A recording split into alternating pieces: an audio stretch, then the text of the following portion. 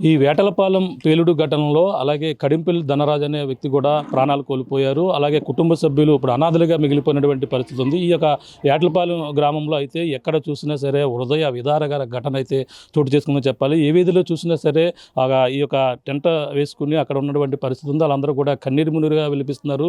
ఇక్కడ కడింపల్లి ధనరాజు కుటుంబ సభ్యులు చూడొచ్చు. కొన్నాళ్ళ క్రితమే తల్లి కూడా చనిపోయింది. కుటుంబం అలాగే తల్లి ఈ నేపథ్యంలోనే ధనరాజు ఎవరైతే ఉన్నారో అతను కుటుంబ ఎవరైతే ఒక కుమారుడు ఒక పాప కూడా ఉన్నారు. ఈ నేపథ్యంలోనే తను ఇదే పనిలో బాణసంచా తయారీ కేంద్రానికి గత కొన్నాళ్ళ నుంచి కూడా వెళ్తున్నారు. ఈ నేపథ్యంలోనే ఈ ఘటన చోటు చేసుకోవడంతో వీళ్ళు అనాథలుగా మిగిలిపోయినటువంటి పరిస్థితి ఉంది. అలాగే ఇక్కడ మాట్లాడే ప్రయత్నం చేద్దాం. ధనరాజ్ కుమారుడు ఉన్నారు. ఏం జరిగిందమ్మా అసలు?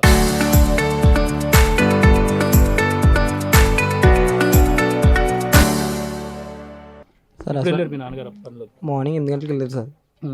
వీళ్ళు మధ్యాహ్నం భోజనం చేసి కూర్చున్నారంటండి.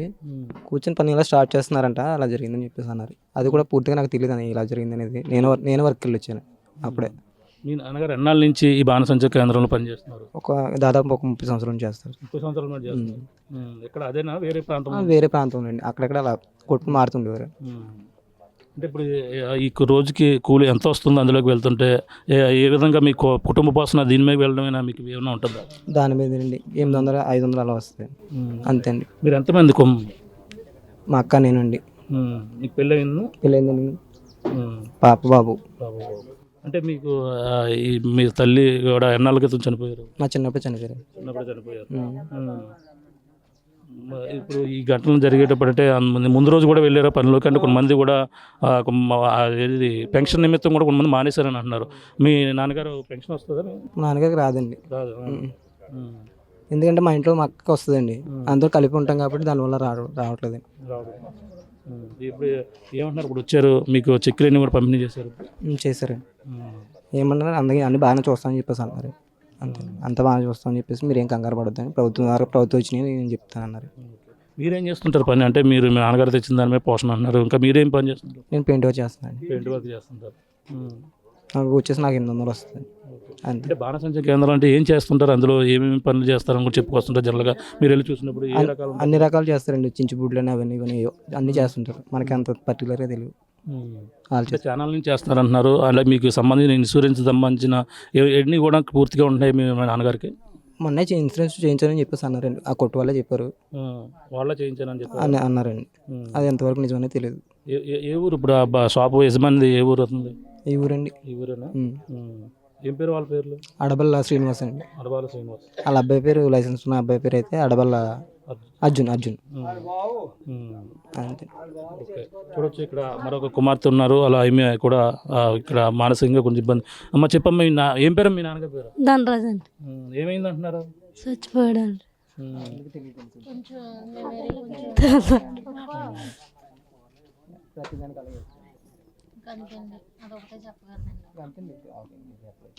చూస్తున్నాం ఈ కన్నీటి పర్వం అవుతున్నారు ప్రతి ఒక్కరు కూడా. కొంచెం ఆమె ఎవరైతే ఉన్నారో కడింపల్లి ధనరాజ్ అయితే కుటుంబ పోషణ ఆమె భార్య చనిపోవడంతో కొన్నాళ్ళ నుంచి కూడా చేస్తున్నారు. చూడొచ్చు ఇక్కడ ఉన్నారు కుటుంబ సభ్యులు. మాట్లాడదాం.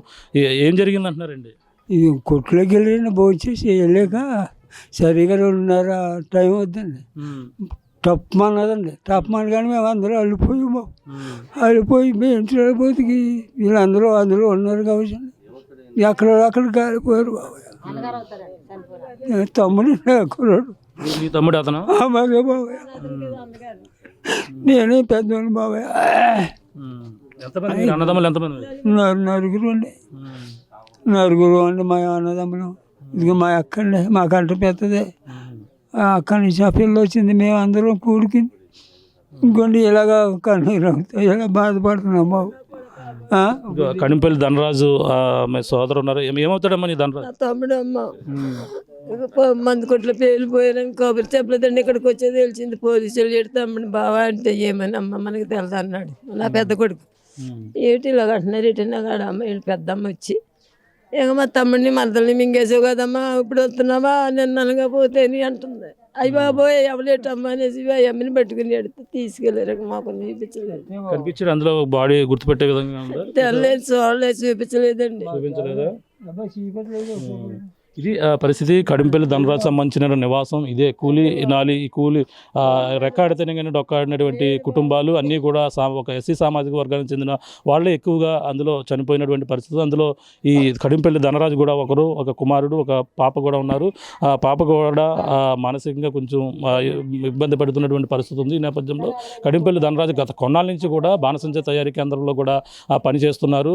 ఈ నేపథ్యంలోనే ఈ ఘటన జరిగిన నేపథ్యంలో కుటుంబానికి దూరం అయిన నేపథ్యంలో కుటుంబ సభ్యులు కన్నీరు మున్నీరుగా విలిపిస్తున్నారు. ఇప్పుడే ఈ యొక్క ప్రాంతాన్ని ఏదైతే హోంమంత్రి అనితతో పాటు కొంతమంది మా మంత్రి ఎవరైతే ఉన్నారో అలాగే నారాయణతో పాటు రాజ్యసభ సభ్యులు కూడా వచ్చారు. కుటుంబాన్ని కూడా పరామర్శించి ఇప్పటికే బాధితులకైతే చెక్కు 20 లక్షల రూపాయల చెక్కులు కూడా అందించినటువంటి పరిస్థితి ఓ పక్క కనపడుతుంది. ఏదేమైనా ఈ యొక్క ప్రాంతంలో ఈ ఘటన చోటు చేసుకోవడంతో యాట్లపాలెంలోనే ఎక్కువ మంది కూడా చనిపోయినటువంటి పరిస్థితి ఉంది. వాళ్ళకి సంబంధించిన కుటుంబీకులైతే కన్నీరు మునుగుగా అయిన వారిని కోల్పోయి ఈ విధంగా కుటుంబ సభ్యులైతే రోధిస్తున్నటువంటి పరిస్థితి ఈ యాట్లపాలెం గ్రామంలో ఎక్కడ చూసినా ప్రతి ఇంటి వద్ద కూడా ఇటువంటి పరిస్థితులు ఇక్కడ ఉదయ విధారకర ఘటనలు అయితే చోటు చేసుకున్నటువంటి పరిస్థితి ప్రధానంగా కనపడుతుంది చెప్పాలి. ఇది కూడా నా తాజా పరిస్థితి. కెమెరా అనిల్తో ప్రకాష్, RTV, యాట్లపాలెం గ్రామం నుంచి. చరిత్ర సృష్టించినోడు ఇప్పుడు ఆ చరిత్రని తిరగరాయబోతున్నాడు. అబద్ధాల గోడల్ని బద్దల కొట్టి నిజాలను రాగా మీ ముందుంచబోతున్నాడు. నిజమైన వార్తల కోసం వెంటనే డౌన్లోడ్ చేసుకోండి రా యాప్ని.